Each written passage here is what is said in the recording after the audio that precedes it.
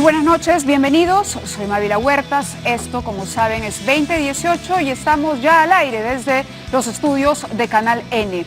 El día de hoy, el Congreso de la República, en realidad, la mayoría fujimorista y aprista, ha perpetrado un golpe a la democracia, un golpe a los derechos fundamentales de los ciudadanos, un golpe a la libertad de expresión, que va a afectar mucho más que solamente a los medios de comunicación, como pretenden creer los congresistas que han aprobado el día de hoy la famosa Ley Mulder.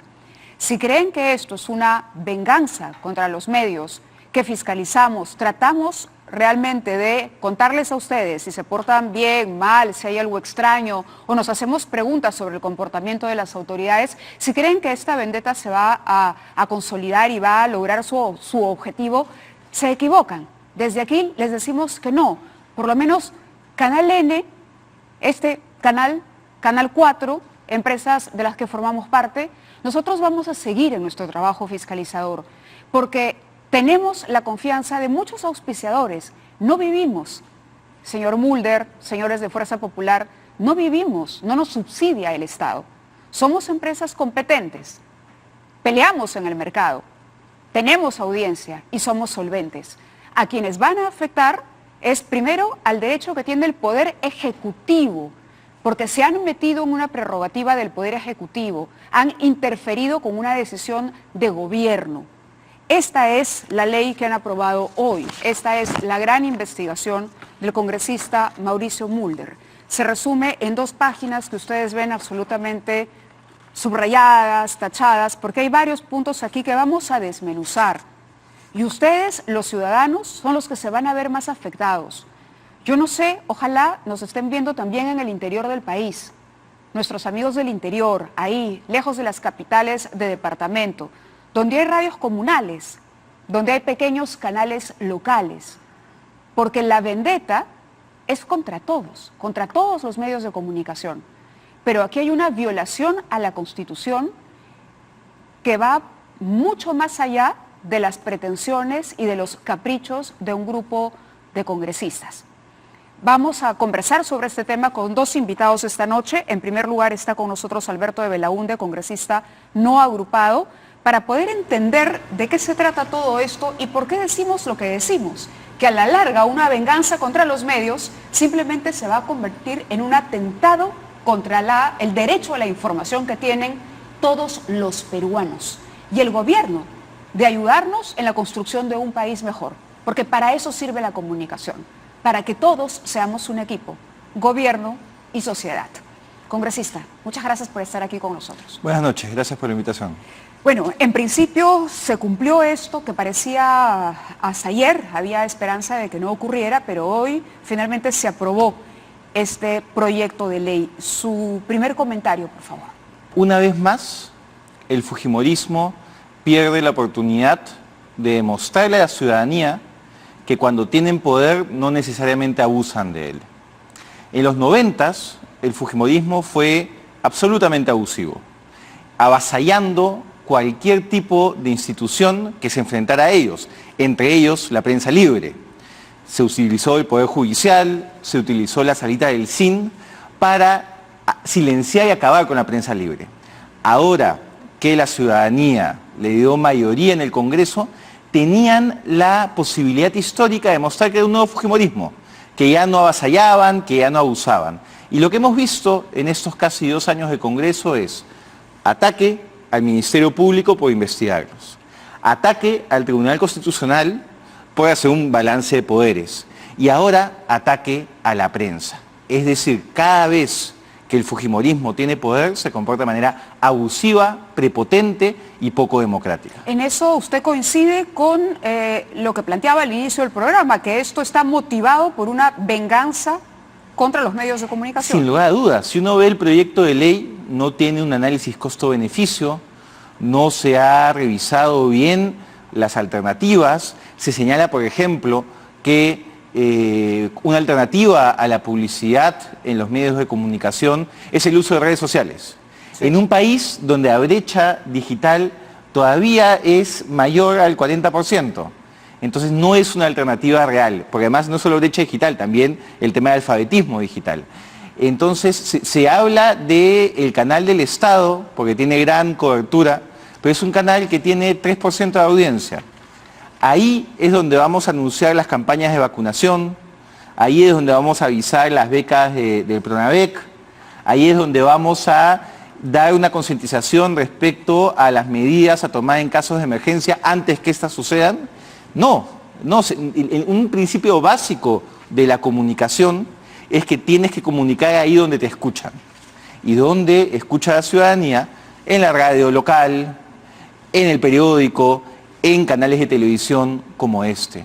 Entonces, lo que han tomado es una medida absolutamente desproporcional a lo que en teoría querían lograr. ¿Qué es lo que dicen que querían lograr? Querían una regulación que asegure el buen uso de recursos públicos en la publicidad estatal. Todos estamos de acuerdo, aplaudimos la idea, pero esto no es regulación, esto es prohibición. Prohibición. Esta es la ley que regula el gasto de publicidad del Estado peruano, como ha dicho el congresista de Belaúnde, es un proyecto sumamente corto, de 2 carillas, que en el artículo 1 dice: a partir de la entrada en vigencia de la presente ley, todas las entidades públicas, incluidas las de derecho privado y las que estén en regímenes especiales, así como las empresas del Estado, los gobiernos locales y los gobiernos regionales, podrán publicitar sus tareas de gestión únicamente en los medios de comunicación del Estado a tarifa de costo. Cuando habla, por ejemplo, de entidades públicas todas, incluidas las de derecho privado y las que estén en regímenes especiales, ¿a qué se refiere? Por ejemplo, SUNAT. Por ejemplo, CEDAPAL. Por ejemplo, yo no sé qué va a hacer CEDAPAL cuando tenga que anunciar cortes masivos de agua. Normalmente lo ponían en el diario, lo anunciaban en la radio. Hoy eso ya no es posible. No es posible. Y yo le pregunto a la gente cuántos de los televidentes que nos están viendo en este momento leen todos los días El Peruano y ven todos los días Canal 7. Un número muy reducido. El Peruano normalmente los periodistas y los abogados y congresistas y nadie más. Y ahora son los únicos medios para que todo el Estado se comunique con la ciudadanía. Entonces, esta norma no solo es inconstitucional por lo desproporcional de la medida, y por lo discriminatoria, porque trata a los medios públicos de una manera y a los privados de otra, sin haber razonabilidad. Esta medida afecta directamente el derecho que tienen los ciudadanos de conocer los servicios del Estado, de acceder oportunamente a programas sociales, y también afecta la obligación que tiene el Estado peruano de rendir cuentas y decirle a la ciudadanía en qué está gastando el dinero. La verdad son pocos los artículos, así que podemos leerla completa la ley para poder desmenuzarla. El 2 dice difusión libre en la red digital, y aquí también hay un tema que veníamos abordando. Las entidades públicas deberán igualmente suscribir cuentas en las principales aplicaciones de redes sociales, en especial aquellas que tengan mayor difusión y número de usuarios, y consignar en ellas sus comunicados, avisos y demás temas de difusión social.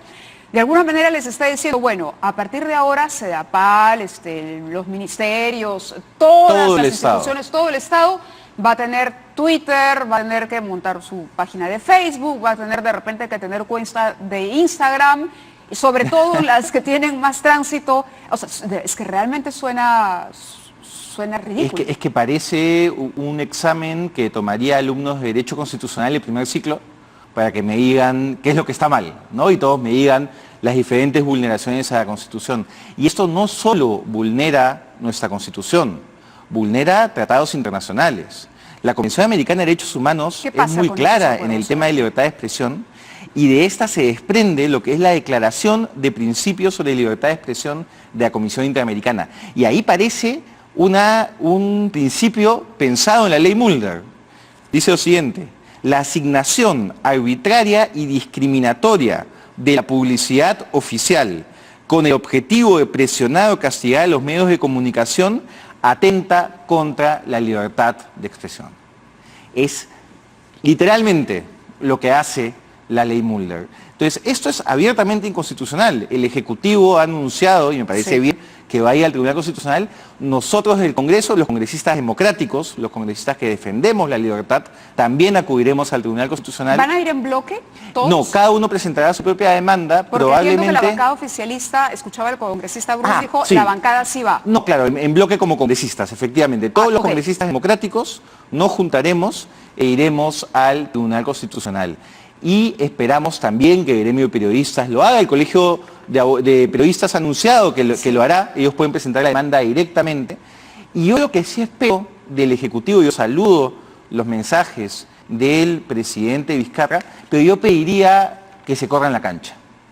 A mí me ha llamado profundamente la atención que el día de hoy ni el premier Villanueva ni el ministro Eresi, que los dos son congresistas, hayan ido al Congreso a defender la posición del gobierno, la posición que además el presidente ha sido muy contundente en señalar.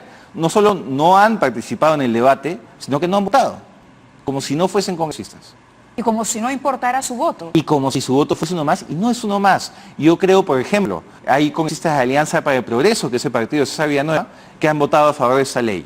Si hubiesen escuchado a su compañero de bancada con un liderazgo firme, ahí mismo, sentado en su escaño, al costado del de ellos, tal vez hubiera podido convencer a algunos congresistas. Pero vamos, por un lado, el presidente da un mensaje, y por otro lado, parece que los ministros están ocupados en otros temas. Los ministros congresistas. Los ministros congresistas que además se van a ver perjudicados con esta ley porque no podrán promocionar todo lo que tienen que promocionar. Ahora, en el caso del señor Eresi, el asunto es más complicado aún, porque él es ministro de Justicia. Así es, que es el asesor legal del Ejecutivo. Y es al que le correspondería tomar la iniciativa desde el Ejecutivo para plantear la acción de inconstitucionalidad. Porque además, efectivamente, y además hay programas del Ejecutivo que es esencial, y el Ministerio de Justicia, que es esencial que se comuniquen. Del Ministerio de Justicia depende toda la defensa pública, los abogados de oficio que brindan gratuitamente su servicio. Si uno no comunica, por ejemplo, en las radios de una localidad que hay un defensor de oficio, que los ciudadanos tienen derecho a contar con una defensa gratuita, ¿cómo se van a enterar esos ciudadanos de bajos recursos? Entrando al Facebook del Ministerio. Eso es absolutamente irreal y no corresponde a lo que pasa en el país. Claro, es un desconocimiento de la realidad nacional. En el Perú, de acuerdo a cifras de Concord TV, este año, el 2018, tenemos 5.257 estaciones de radio, 1.686 estaciones de televisión. Es decir, no somos 3 o 4 canales, 5, no somos 10 canales, 3 radios y 5 periódicos. Los medios privados somos muchísimos más. Quizá los que operamos desde Lima y que tenemos un mayor alcance o una mayor sintonía, cumplimos un determinado rol y tenemos un peso específico. Pero hay lugares donde precisamente no llegamos. La señal de este canal no llega, pero llega de repente la señal de la radio comunal que es vecina del lugar donde se explota el gas de Camisea, por ejemplo. Por poner un ejemplo clarísimo, que además los medios de comunicación, antes de que ocurra una desgracia, son fundamentales, porque acá, claro, se pone como excepción el poder comunicar en medios privados cuando ya se produjo la desgracia y ya se declaró la emergencia. Exacto, esto está en el artículo 4. Pero hay zonas del país donde sabemos que si llueve durante determinados días, hay zonas que van a haber huaicos. Entonces no tienes que esperar a que se produzca la desgracia para declarar en emergencia y recién para comunicarte con los ciudadanos. Esos ciudadanos tienen que escuchar en la radio un día antes que se produzca el huaico: está lloviendo, salgamos de los cauces, puede ocurrir una desgracia. Ese es parte del trabajo que hace Defensa Civil. Esa ley se lo impide. Aquí está, artículo 4, como les decíamos, la ley es corta, así que podemos tomarnos el tiempo, ¿no? Se exceptúan de la prohibición los casos de desastres o emergencias nacionales declarados por decreto de urgencia. ¿Qué significa esto? Que campañas de prevención no cuentan. No cuentan. No cuentan. Entonces, yo creía, no salvo que Fuerza Popular piense distinto, que en las situaciones de emergencia lo más importante es la prevención y la actuación rápida, porque eso es lo que salva vidas. Lo demás lo que hace es, digamos, amortigua el efecto negativo, pero lo importante acá es salvar vidas. La venganza política contra medios de comunicación que según ellos les costaron las elecciones, como si los medios de comunicación manejaran a los ciudadanos que votan, La venganza contra los medios de comunicación puede costarle la vida a muchos peruanos, porque tampoco podemos comunicar los programas contra la anemia, tampoco podemos comunicar nada de lo que permite campañas de vacunación. De vacunación. No se puede hacer publicidad. El Ministerio de Salud no puede contratar un medio privado para anunciar el inicio de una campaña de vacunación. A eso hemos llegado. ¿Qué pasa con el programa de recompensas, por ejemplo, que emprendió el Ministerio del Interior? Exitosamente, además. Ha capturado y que ha a mucha tenido gente. resultado. Eso también está prohibido. Prohibido. El servicio militar voluntario. Hay varios militares en retiro que siempre hablan de las Fuerzas Armadas y se enorgullecen de ello en el Congreso, y está bien que estén orgullosos, pero no se puede promocionar el servicio militar voluntario. ¿Cómo van a captar a jóvenes interesados? ¿Cómo van a venderles el caso de por qué es importante que hagan el servicio militar voluntario si es que han prohibido la publicidad? Ahora, y un ingrediente adicional, permítanme, está el requisito de esta declaratoria de emergencia por decreto de urgencia, pero además de eso, el contratado tiene que contar con una serie de requisitos. Tiene que tener inscripción en el Registro Nacional de Proveedores, no pueden ser personas naturales ni jurídicas que no cuenten con la autorización del servicio de radiodifusión, no se puede contratar servicios de publicidad estatal con medios que mantengan deudas tributarias. Es decir, si va a haber que remediar todos estos trámites o cumplir con todos estos trámites, hoy tenemos un terremoto y de repente para que se habilite la contratación de anuncios importantes pasarán por lo menos 5 o 6 días. Y si las radios principales de la ciudad donde ocurre, porque tú sabes bien que cuando se produce un terremoto lo único que funciona es la radio, si esas radios tienen deuda, esperamos claro, para poder contratar la publicidad donde van a transmitir información de vida o muerte. No tiene sentido. Y además es curioso, porque bueno, obviamente en este debate el ciudadano no está presente, ¿no? Nadie piensa en los beneficiarios de los programas sociales, nadie piensa en los ciudadanos en situación de emergencia, y se hablaban cosas, por ejemplo, la concentración de medios, ¿no? Y no se dan cuenta que este tipo de medidas no afectan a muerte a los principales medios de comunicación. Tienen las suficientes espaldas anchas para poder sobrevivir sin esa publicidad. Lo que están generando es un incentivo, uno, para que los medios pequeños desaparezcan, con lo cual acabas con la diversidad en el mercado informativo, y estás generando los incentivos para que el resto de medios se aglutinen.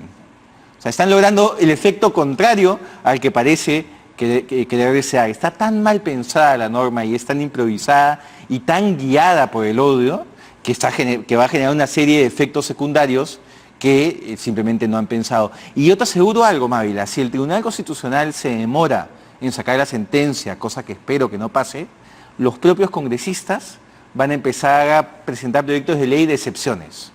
Exceptúese la publicidad para este programa, exceptúese la publicidad para esta situación, que es pues cuando queda demostrado que una ley no fue aprobada con la reflexión necesaria, sino con el hígado.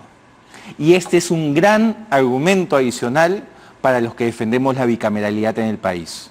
Si contáramos con un sistema bicameral, tendríamos un Senado, además el Senado que nosotros proponemos haría que tenga una conformación distinta a la de la Cámara de Diputados actual, que podría frenar este claro abuso del legislativo. Le agradezco mucho su presencia en el programa. Muchísimas gracias. Vamos a ir al Tribunal Constitucional, no vamos a dejar que este avasallamiento a la democracia continúe. ¿La alternativa del Poder Judicial la han considerado, además, la medida cautelar? Eso dependería de los medios específicamente y de las instituciones del Estado que no pueden hacer publicidad.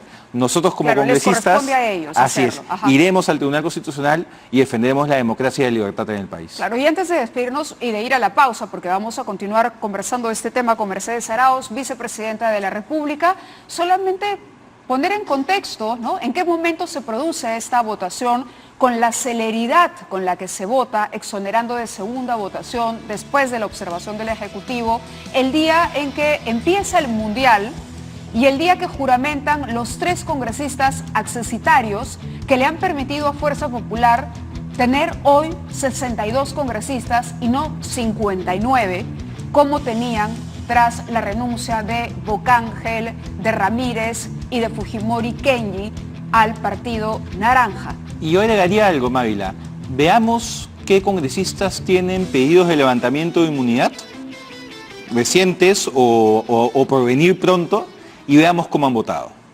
Vamos a revisar eso también. Vamos a la pausa y regresamos.